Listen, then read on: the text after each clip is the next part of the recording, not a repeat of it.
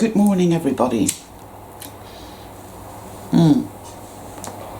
Ciggy, cup of coffee, right? All set to go. So I've been getting a lot of comments from people. Oh, and whilst we're on the subject of comments, you'll have noticed that I haven't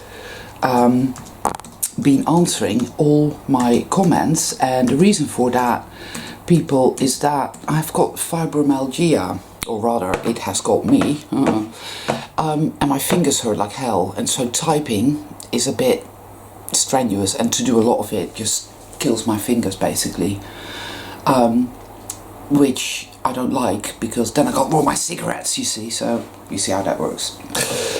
Hence I haven't really replied to a lot of comments, but I need you all to know that I read your comments, and that I was in the process, Edward Vincent, of reading your comments, but you deleted it. I didn't ask you to delete it. I didn't say that, did I?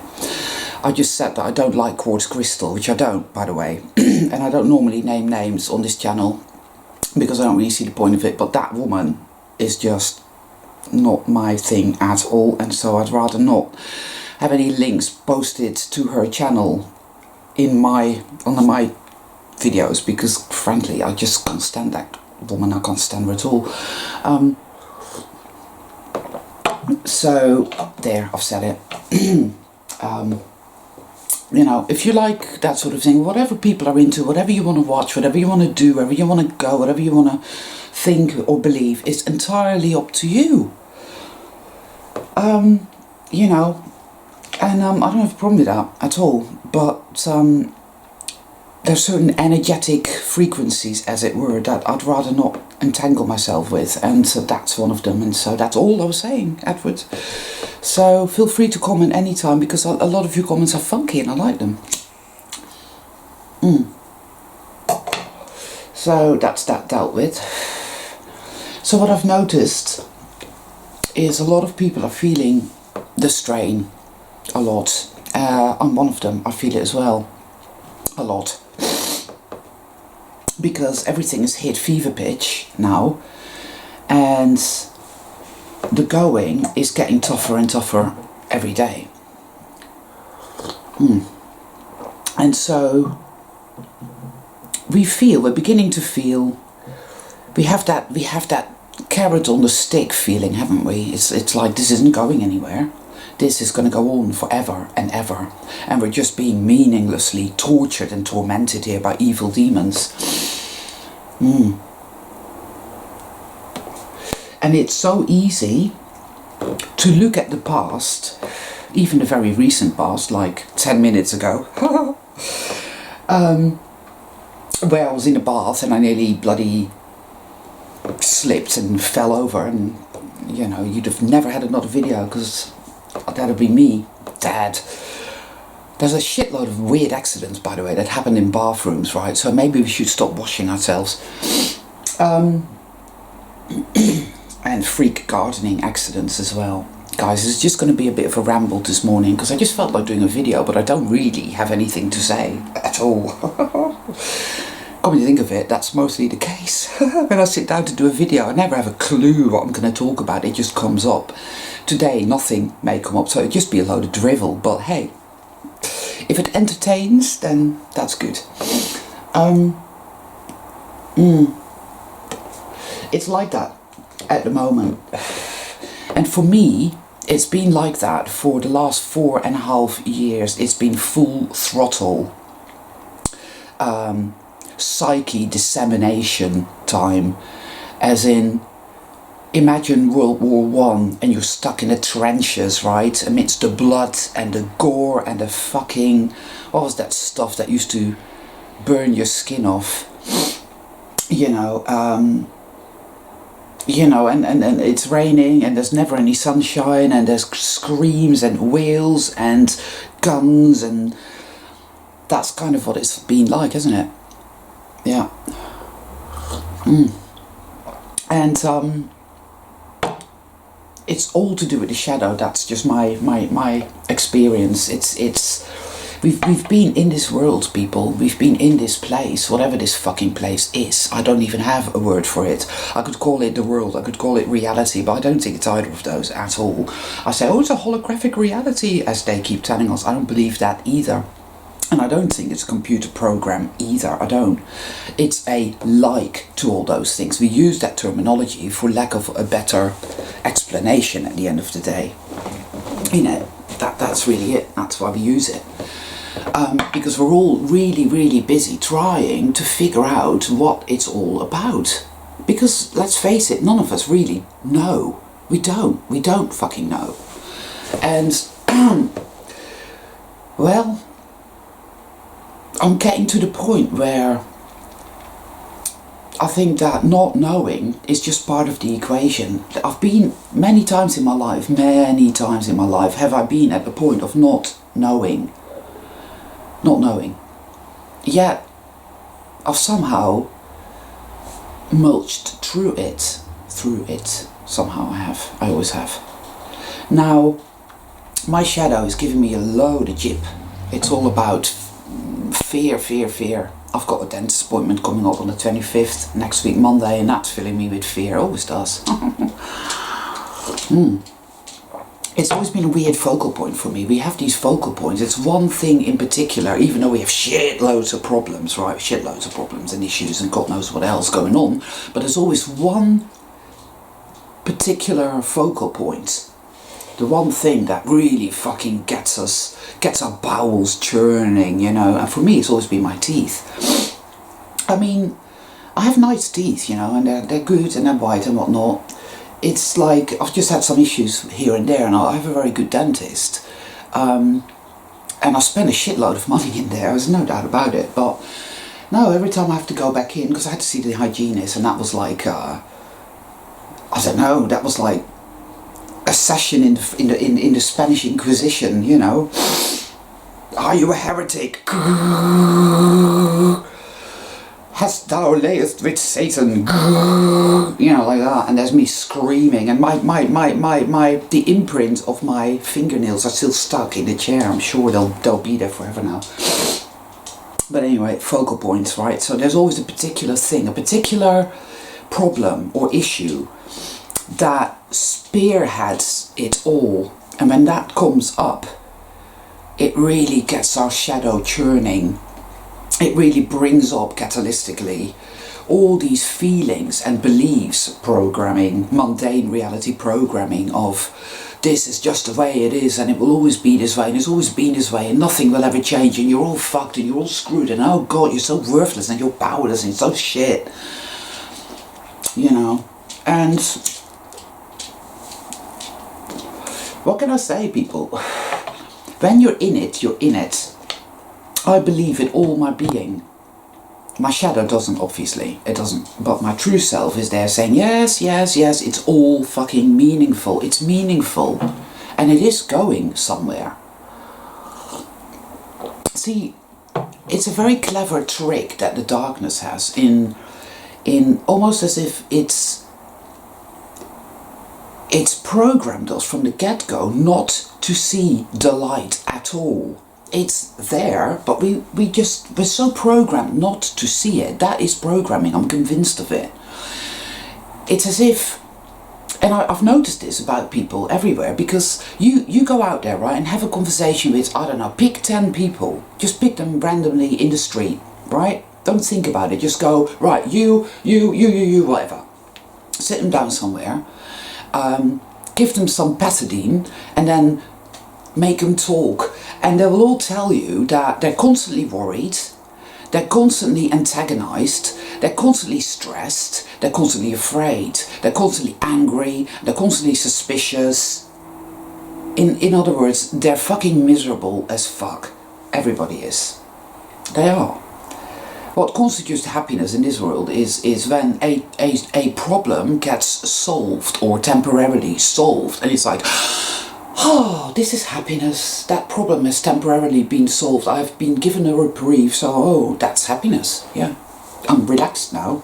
Nobody's actually relaxed. We don't even know how to relax. I've never come across anybody who knows how to truly, completely and utterly relax. There might be some guy sitting on a hilltop somewhere in an orange robe who knows how to do that, but I've yet to meet the guy. The fact is that we are thoroughly, cellularly habituated to seeing and experiencing and believing only in the darkness. Like that is truly all there is. Yet, time and time again, we come across amazing shit in this world. It is there. And it is honestly my belief that this world, in and of itself, in its essence, is beautiful and good.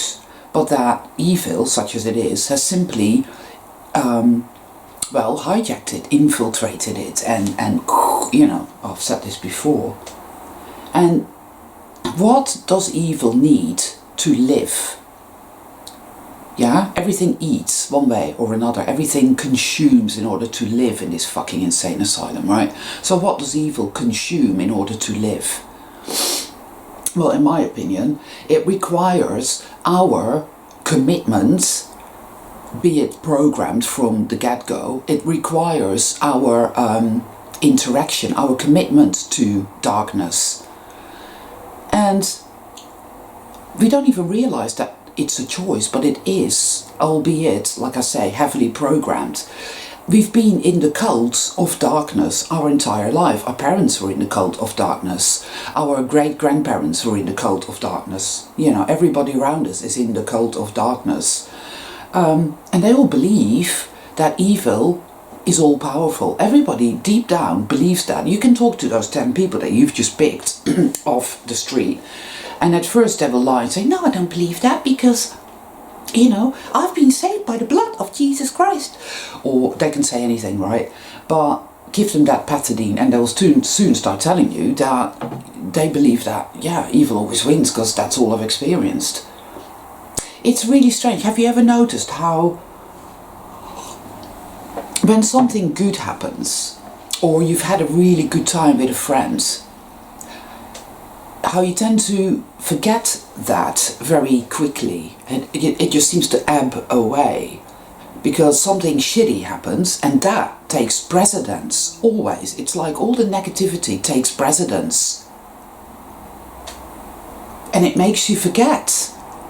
It makes you literally forget about all the things that have happened that are good. That beautiful piece of art you just did. That wonderful time you had with your friends and that real communion you shared. That beautiful sunrise or sunset. That beautiful day on the beach. That whatever it is, no matter how big or how small, something traumatic happens and it just seems to like erase it almost from your consciousness. And this is what I feel is what evil is all about. It's basically this is how it works. It wants our what's the word? Oh God, I hate that. I forget words all the time.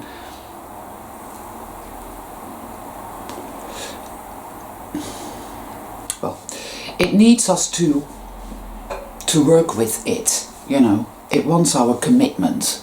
It wants us to believe that we're doomed and that we're worthless and that nothing will ever work out and that we're just living our lives expecting the next cataclysmic trauma to happen. We expect things to go wrong. We expect things to be bad. We expect people to be assholes. We expect bad shit to happen. And we all do that. Everybody I've ever met has been that way. There's a lot of people, when you look at them on the surface, you think they're really happy and they're really successful and they're this and they're that.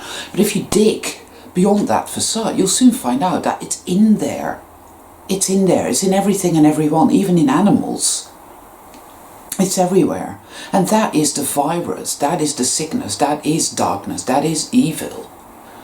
So it's kind of mulling that over and realizing that that is what's going on, that evil wants our complicity, it needs our commitment, because without that it just wouldn't thrive. It would go without food. I really believe that. And we are so habituated to that. This is our default position. It's like, well, that's just the way it is. That's how it's always been. That's how it's always going to be. And the resulting state of consciousnness is one of absolute abject torture every fucking day. I mean, I'm not surprised the world is the way it is. I really don't. I mean, it's like I talked the other day about, it's always about, oh, we have a solution for this problem, and oh, we're going to sort this out, and things just carry on getting worse and worse and worse, because the solutions are always geared to actually making it worse. That happens, you know, through, by design, of course, but also just stupidity. It is stupidity, you know. Bureaucracy is a great example of stupidity. I mean, this world is run by bureaucrats, literally. And bureaucracy and bureaucrats are really fucking stupid.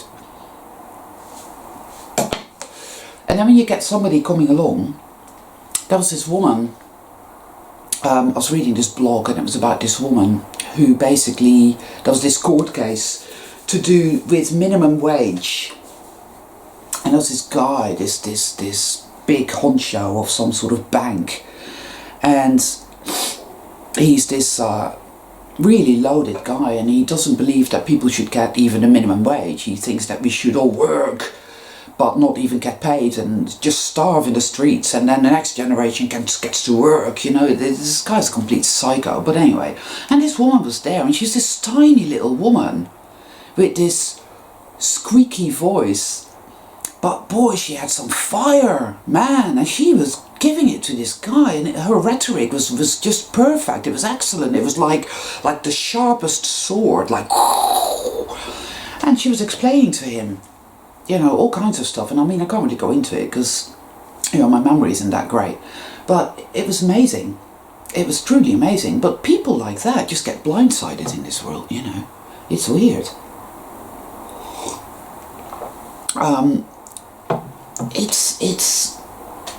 We're so habituated to struggle. It's all we've known, people, is struggle, constant struggle, and everything just disintegrating continuously, you know, old age, menopause. Man, oh man, the shit that starts happening to a woman's body once she goes into the menopause, it is unbelievable. It really is. It never used to be that way in the 70s, you know.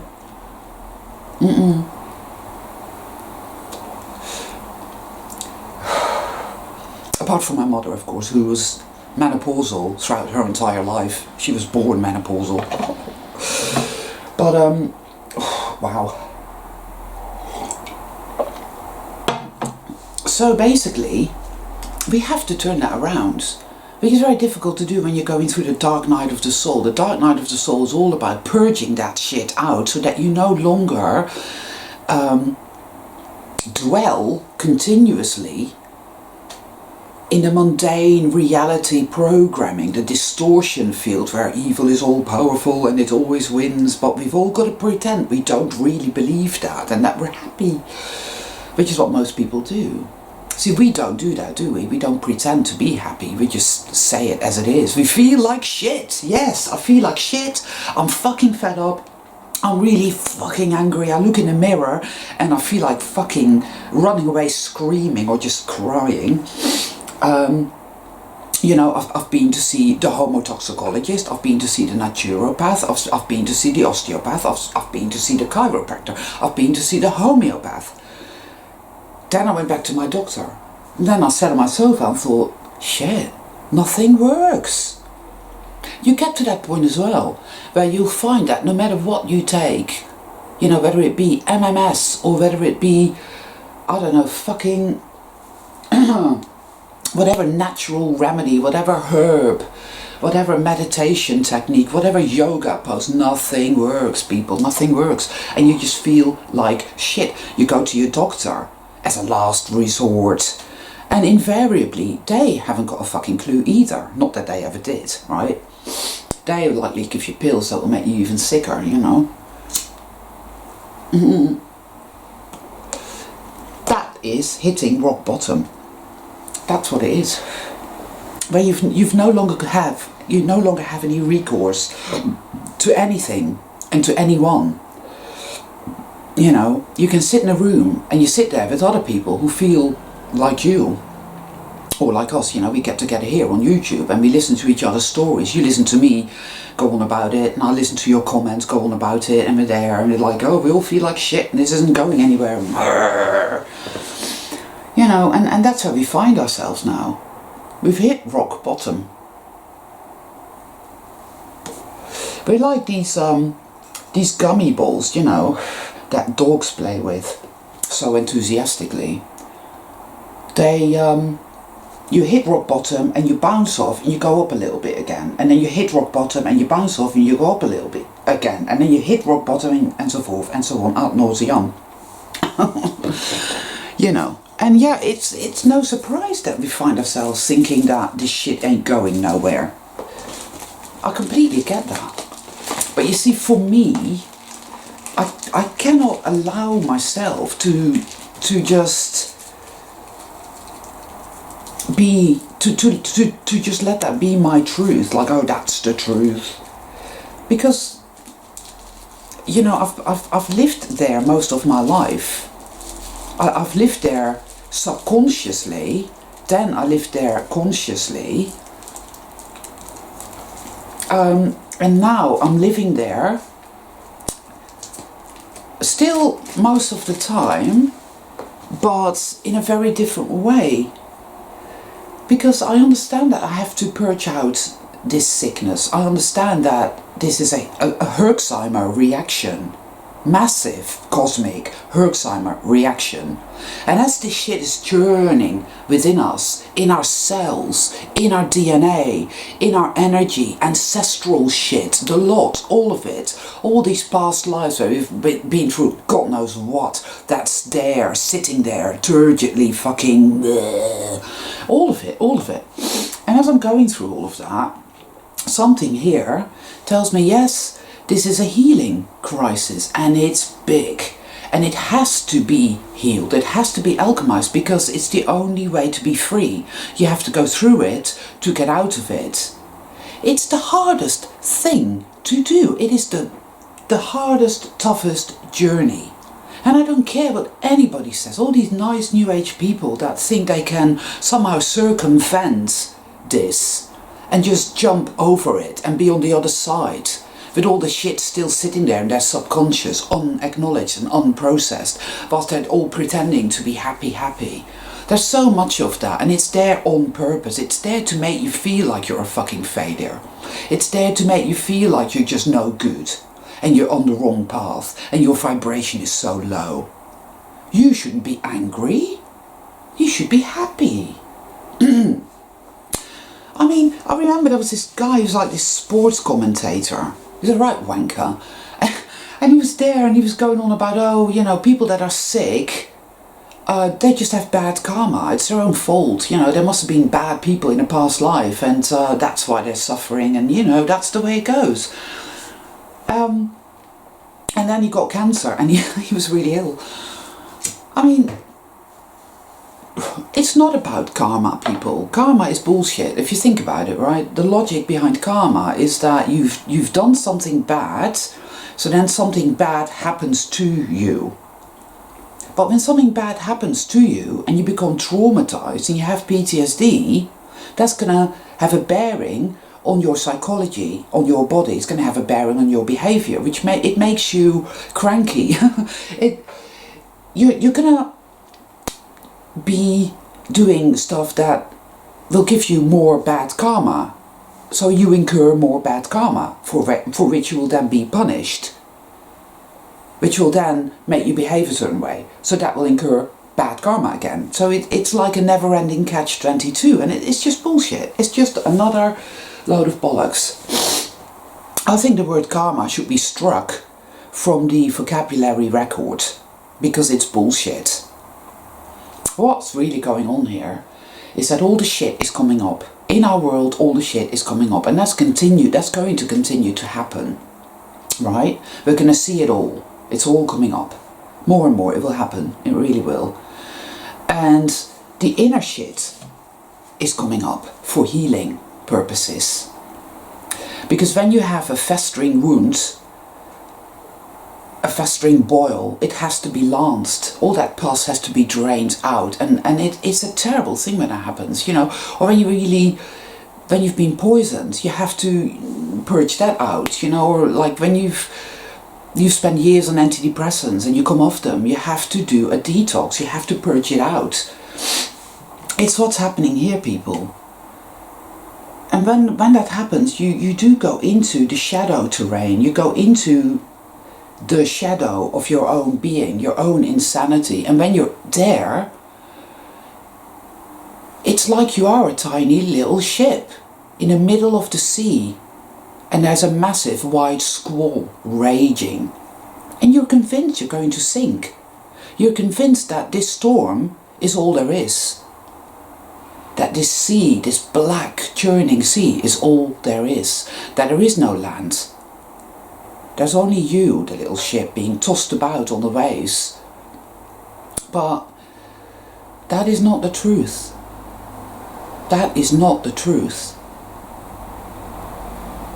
It's very important that we keep reminding ourselves of how far we've come.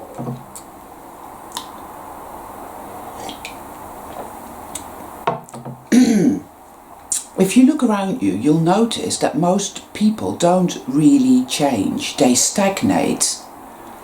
I mean, I know people who who have awoken, are awakening, whatever, to the fact that life is not the way we've been told it is. And they wait to, you know, and they go into all the conspiracies. I did that too. That all started 12 years ago, maybe 13 years ago. I did that. But then I came out of that and I moved up to a higher level. And then something happened and I went within myself and I started really working on myself. But a lot of people, they get to a certain level and that's it. And they just don't budge. They just stay there perpetually. Whereas people like us, we're meant to move on. We are the movers and the shakers. We may not feel that way, but we certainly are. Now think about where you were 10 years ago. Think about where you were even a year ago. I mean, the 4.5 years of my life, these last 4.5 years have been the hardest years, without a doubt. And I came off antidepressants 5 years ago, and I did a massive detox. I lost a shitload of weight, and then poof, this massive implosion happened. And I thought at the beginning of it, I thought that, oh well, this is the lowest point, it's going to start getting better now. In fact, it was the other way around. It just got darker and darker. A good friend died of a brain tumour, which the doctors totally fucked up, and basically they killed him, because they operated and they made a total mess of it and they basically killed him. And I had to go to his funeral. Well, I didn't have to go, and actually I didn't feel like going, because I generally don't go to funerals. I just don't see the point. But this funeral was like, it was fucked up. It was an abomination. His mother had taken control, and it was appalling. It was just dreadful, and it just made me go deeper. It made me question deeper, so much deeper. And it brought on a massive existential crisis. And that is what this really is. It's an existential crisis. It's an existential healing crisis. That's what this is.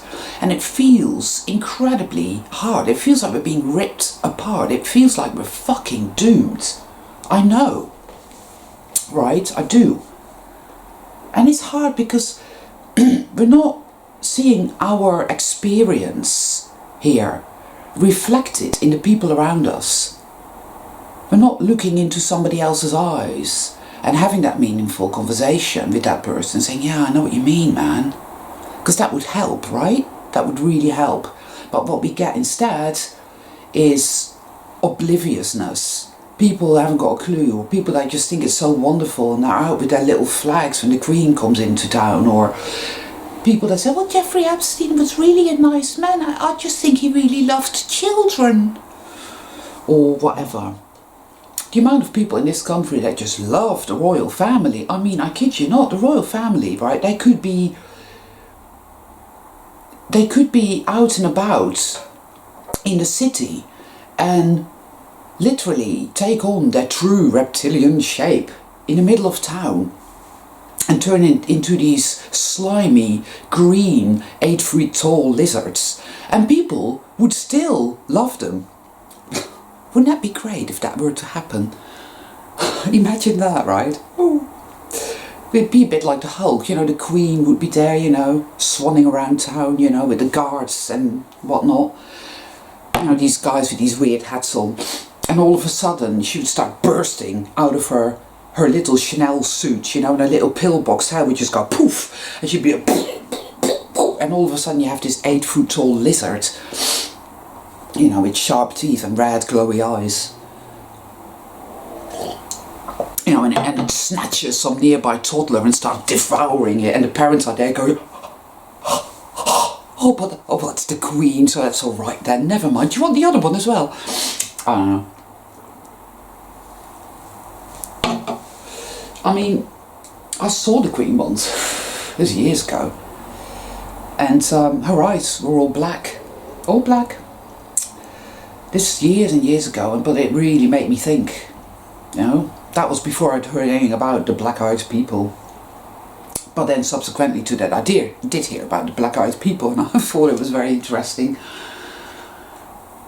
People, you know, we get such a palpable sense of it all, don't we? It's just so brooding and so, you know, like Jabba. It's a bit like that. I ain't moving. But it's so important that we find our points of light, because they are there. Think about it. If this world is all evil, then how come we are here? Because I know that I'm a good person. Yes, I have my foibles. I'm far from perfect. I have my issues, no doubt about it. I do get it wrong. I make loads of mistakes. But I am a very compassionate person. See? Evil did not create me. It didn't create you. It cannot create beautiful, good people like us. It can't do that. Or say a peacock, you know, when they spread their tails out. How beautiful is that? A kingfisher. They're beautiful birds. I mean, up in you know, in the Alps, I've got a good friend who lives in France in the Alps, and it is stunningly fucking beautiful. I've met some really good people. Amazing people who tirelessly work to make this world a better place. They may be awake, they may not be, they may be half awake or whatever, but they are such good people and they issue forth such goodness. You know, you feel it. It's like, wow, I'm in the presence of a truly wonderful soul here. There is such goodness in this world still. And we need to keep reminding ourselves of that, people, because otherwise we literally do fall prey to being complicit with feeding the darkness. And we didn't come here for that reason. Now I know it's really tough when you're going through the dark night of the soul, which is what this is. When you're going through this massive Herxheimer reaction, which impacts on your mental health and your physical health, and your life is falling apart, right? You realize that your family are Satan. You know, you look at your husband and you think, who the fuck are you? Right? But you've been married for 20 years and you think, well, I don't know. You're scared to start doing some tree surgery and getting rid of the unsavory elements in your life because, hey, the retaliation and, oh, I can't do this. It's very hard, I know.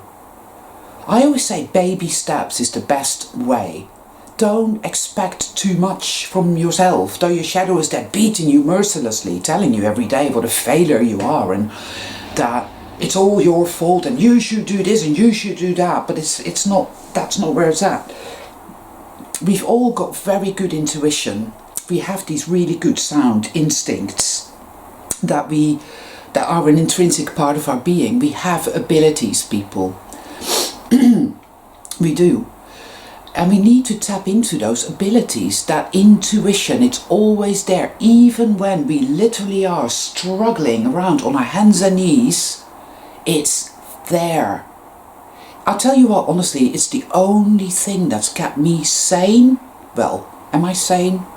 I don't know. I keep expecting somebody, you know, the heavy knock. Are you Mr. Henner van der Veen? Yes, I am, right. Grab her, boys, grab her, you know, and there I go off in my straight jacket, you know, and so they give me those nice little red pills and, you know, I'll be very happy as Larry in this padded cell, picking my nose and... No, I think we are sane, you see. That's just the point, isn't it? Is that to be this sane in an insane asylum. That's what this is basically. We're here and we're wandering around these corridors of the insane asylum. And we see that the doctors and the nurses are the most insane of them all. And we see that the patients, well, they're just shackled, aren't they? They're shackled to the walls in chains and they're all there. And we're just like wandering around this insane asylum. We're just thinking, what the fuck? And we're looking for the door to get out. Now, we see the door to get out, we see it, but somehow, something stops us from reaching out and grabbing the doorknob, turning it and opening it. But I think that's what's happening. See, evil would have you believe that you deserve to be in the insane asylum. It says, no, there is no door. There is no door. This is where you're supposed to be. You are insane. You are mad. You're worthless. And you're crap. And you're powerless. And you deserve to be here. You see. But it's a bit like One Flew Over the Cuckoo's Nest, which I think is a very good film. I don't like the ending much, mind you, because they give him a lobotomy, and that is it, isn't it, really? If you think about it, right? That's it. Because he is the game changer. He is a heyoka. He has fizzy energy. And he has a massive effect around, you know, this field. And the big Indian shatters that window and jumps out, and he's free. And that is what we are meant to do, and we're gearing up for it. I really do believe that. But if you continually allow evil to trap you, then you're going to end up like the main character. Because that is the lobotomy in progress. You're powerless, you're worthless, you deserve to be here. This is all there is, this is all there is, this is all there is. It is like we've had a kind of lobotomy, but it's not irreversible. Do you know what I mean? It's not an irreversible lobotomy. It's a lobotomy that is, whatever they've taken out, it's growing back.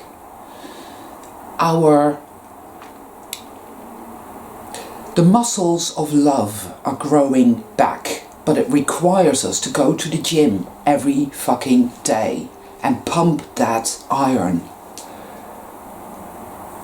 There are many times, especially now, where we really are just in the darkness and it's like, oh fuck me, what is going on?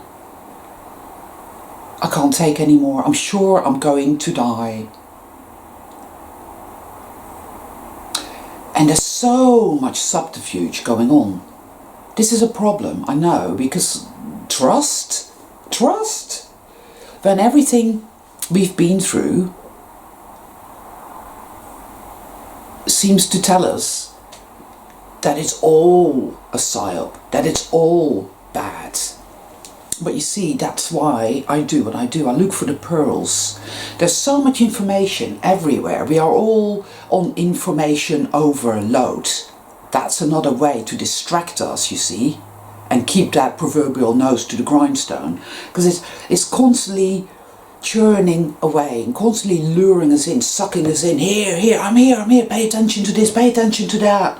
Is this true? Is that true? Is that a lie? So what's going on? Oh, you know. So all this information churning in, out, everywhere. I just tend to, and I don't know, that might just be something I do, and I don't know if other people can do that. I dare say you can. It's just like, no, yes, yeah. Somebody sent me a link in Messenger in Facebook, and there was this guy talking about getting comfortable with not knowing. Now, the guy in and of himself didn't resonate with me one bit. You know, he had this little headphone thing on with this speaker there, and he stood there with his hands folded like he was a newsreader. They always have that physical pose. It's always very contrived, which immediately alerts me and tells me, uh-oh, no. But my intuition said, well, listen to it a little bit. And yeah, there were pearls there. There was some synchronicity there, and it's interesting. And then there was a comment that was left, which I was halfway through reading afterwards, before you deleted it. I didn't ask you to delete it, I just asked you not to post anymore, but anyway. And that was a case in point where it was like somebody was basically saying how it's all evil, everything is evil, and the synchronicity is just dark demons deluding you and manipulating you. And I know that not to be true from fucking experience, yeah? Because I've had shitloads of synchronicity. I mean, wow. And it's helped me so much. Oh boy, really, concretely, with proof and evidence of yes, you are on the right path. Always. It's always been there, and it's always been sound. I've had it throughout my life, and it's always been sound. My intuition has always been sound. Before I go anywhere, before I do something, whatever, being in my vulnerable state, I've learned, ask your intuition, is this a good idea? Should I meet up with these people? Should I go to this place? Whatever. And my intuition was always there saying, not a good idea, don't. Or, and then if I do it, always turns out wrong. And if I listen to my intuition, it always turns out right. See, so that's it. See, there's these people that literally are just stuck in darkness. They think everything is evil. Oh, the synchronicity is evil. You know, we're all just being tortured by demons and there's no way out. Well, fucking go and kill yourself then, people. Kill yourself. Why are you even saying that? Why are you even making YouTube videos about that? Churning this shit out day after day. Oh, there is only evil and it's all evil and you think it's meaningful, but it's not. Kill yourself. What's the point? I don't get that at all. I really don't. But that, again, that's the shadow. And it agitates me because my shadow is there. It triggers my shadow. You see, that's how that happens. Trigger happy. Woohoo.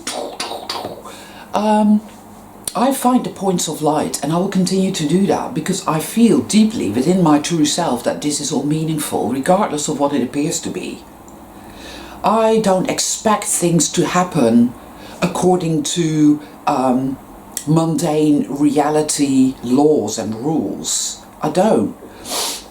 Like I said yesterday, I don't expect there to be any arrests. I don't expect anything to just go, oh yeah, no, everything is right. No, I don't. I think it will be a matter of degrees, because the way the fall came about, from what I can gather, is happened by degrees. There's been great so-called civilizations.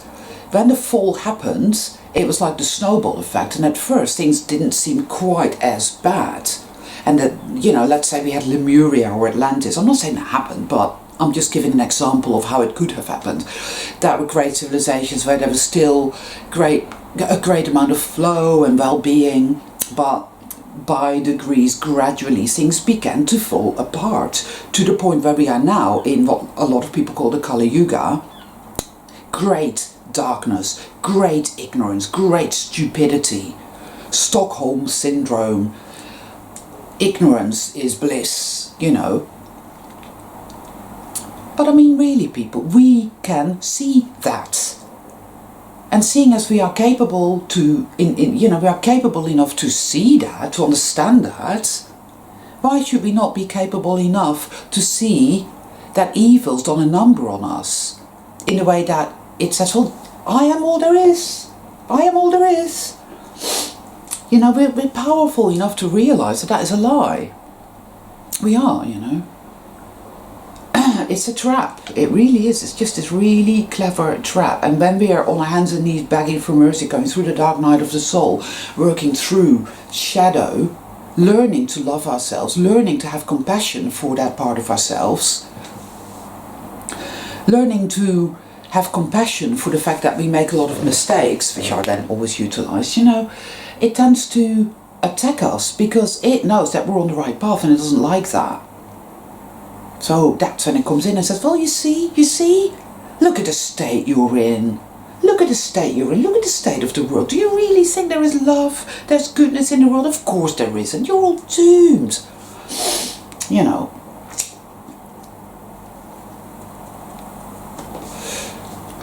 And we fall for that because it all feels so dire. Yeah. But that's just not the truth. See, evil would like us to be oblivious. Evil wants us to be ignorant. Evil wants us to just give in to the darkness. Do you remember Luke Skywalker, and he was there with, you know, Darth Vader, and the Emperor, looking great, was sitting there on the side, and they were just doing everything they could do to get Luke to join the dark side. And out there the Alliance is fighting, and they've got this whole psyop going on there, you know, and they're saying, Luke, you know, the Alliance is finished, they're all dead. Join the dark side, Luke, it's best, you know it is. Do that, just join the dark side, just give in and give up and just be evil. Just trust and see that evil's won and there's nothing left. But of course Luke isn't having any of it. Well, he has his moments, hasn't he, of doubt, of like, no, I'm not doing that. And that's a bit like us. That's where we find ourselves now. So even if it takes every last drop of strength and courage and persistence that we have to take this chance. We have to make this choice to say, no, Darth Vader, I'm not joining the dark side. The Alliance has not been defeated. Because I've been to the forest and I've seen the Ewoks, and I know that darkness doesn't win. It doesn't win. But if we let it, you know, it's up to us, people. We are here to make the choice. It's our choice. It's our creation. This is our journey, our quest, and none of it is real. It's not real. It's a fucking... It's like we were there and we strapped into this chair and we were wearing that special suit and we pressed the button and we went zoom. Next thing you know, you're coming out of the birth canal and you're here in this nebulous experience. You forgot where you came from. And it's this whole thing. And part of it is this, all these different lives and the multiverse and different realities and all this evil and all this chaos and and it's all real. But it's not, people, it's not real. It's an experience that we chose to have. I feel this. So never mind about evil trying to make us believe that we didn't choose this and that we were put here by evil, or that maybe we were really, really bad and we were put here to be punished because it's a prison. That's pointless bollocks as well, it really is. There is beauty and there is goodness and there is love in this world and within us. Here, right here. Find it in you. Find the stuff that nourishes your soul. Find it. It's all there. We are good people. We are here. Evil hasn't destroyed us. Evil hasn't destroyed the sun. Evil hasn't destroyed those beautiful animals. Evil hasn't destroyed the compassion in people's hearts. Yes, there's evil and we see all of that, you know. But let's also say, okay, right, let's find something good that nourishes our soul, because really, people, we have to do that. We have to nourish our souls with beauty, with creativity, and with an openness and a little bit of trust and a little bit of faith. It is there. We've been taught to doubt ourselves, to second guess ourselves, to be against our intuition mistrustfully. But it's there all the time. It's always there.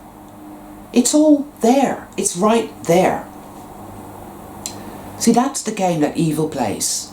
Oh, don't listen to that. No, you don't have any intuition. You know, they teach you that in school. They do. There is no intuition. There is no love. There's only, you know, working hard, paying taxes, growing old and dying. Well, that's just simply not true. That isn't true at all. People are capable of great, amazing things. And us, Phoenix people, well, we are here. We're game changers, man, you know. It hasn't destroyed us. It hasn't. And we are reaching higher ground. But when you're in the dark night of the soul, it's a bit like watching your toenails grow. You know, you can sit there day after day after day after day. Oh, they're not growing. They're not growing. And then you look away. And 3 weeks later, oh, they've grown.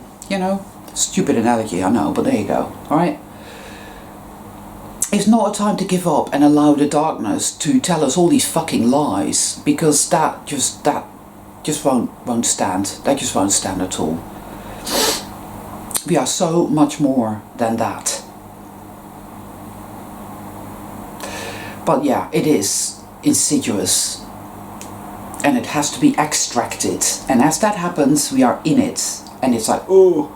So keep finding the points of light. That's what I try and do as much as I can. I don't always manage it, it's true. But hey, I'm still here. You are still there.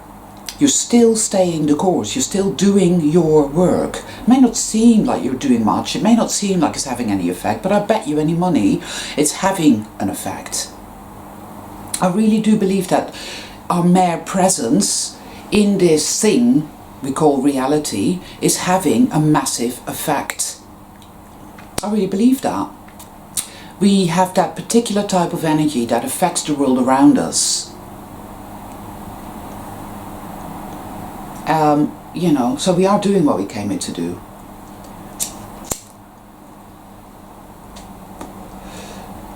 Guess I'll leave it there because I could just ramble on for years. So, it's a lie, people. It's all a lie. Darkness lies. So let's not fall for that shit. Okay?